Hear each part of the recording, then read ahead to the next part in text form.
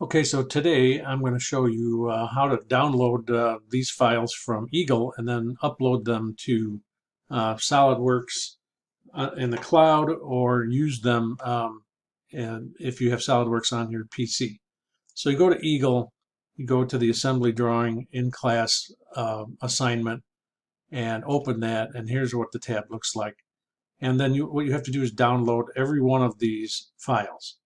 The assemblies, the parts, the drawing. The instructions you should be able to see just by clicking the preview, or you can open them up with a PDF viewer. So as you select these, you're going to put them into a folder on your desktop that you're going to make called assembly files. And as you can see, I've already got them downloaded. I've got assemblies downloaded, parts, and the drawing. So I'm not going to take the time to do all that. Here's my folder with all those parts downloaded into it. It's not that hard to just click them, and it'll ask you where to save them. You create the new folder and save them in there, and you're done. And so then you can open them from this file in SolidWorks if you have it loaded on your PC.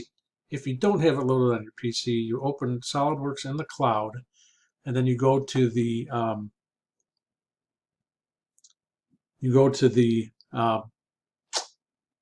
AppStream toolbar and go to My Files, and you create in the home folder a new folder and call that assembly files also, just to be consistent, and hit enter, and now you have this folder. Now you open that folder and it has nothing in it, and you want to upload files. So you upload all the files from your desktop folder that says assembly files, and you do that just by selecting the top file, holding down shift, and then selecting the bottom, and that selects them all. And you say open,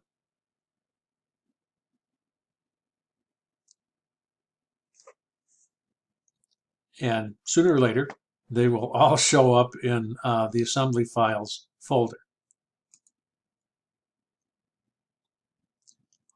Once you're done, you can't open them from there. Once you're done with that, then you can open them in SolidWorks just by saying open, home folder, right? And if I expand it, there's my assembly files folder, and all my parts and assemblies, my main assembly, my sub-assemblies, my drawing are in there.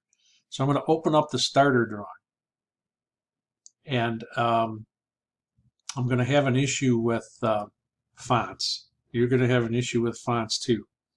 And what happened here was I selected a font that I shouldn't have selected, and this is what I wound up with. To fix that, I'm going to say I want to edit sheet. I'm going to select all of this text, and I'm just going to say, hey, I don't want this to be bold like this. I just want it to be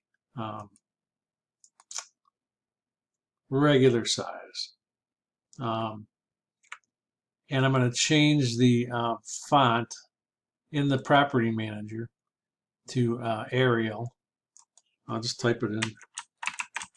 Arial, regular, 7 points, and I have to type that in and say OK. And so everything's pretty close. Got to move a couple things here and there. And the reason for that is because this was made with Arial Narrow font that doesn't exist normally in SolidWorks. So I've got that looking halfway decent, and I'll be checking for that. So I want to make sure that you get that square. Go back to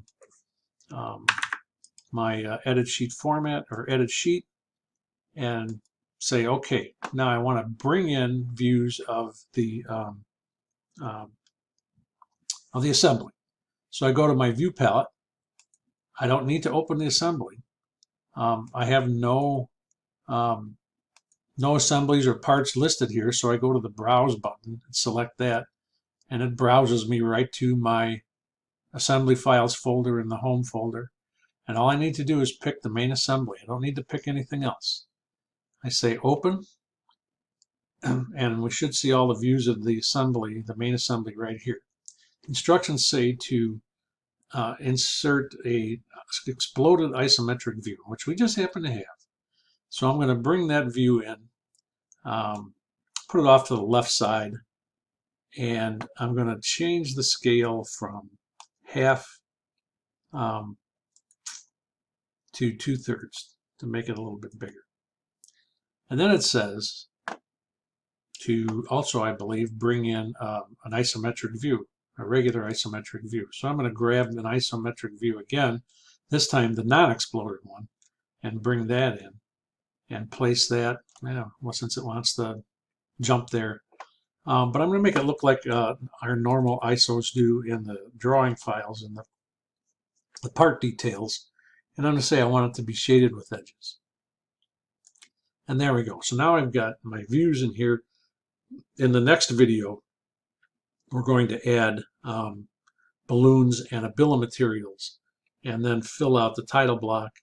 And that should be pretty close to what we need to do. I don't have the sheet in front of me, but I can tell you that we will continue this tomorrow. I'll make video number 2 showing how to place the balloons, modify the balloons, place the bill of materials, modify that, and reinsert it, and whatever else we need to do.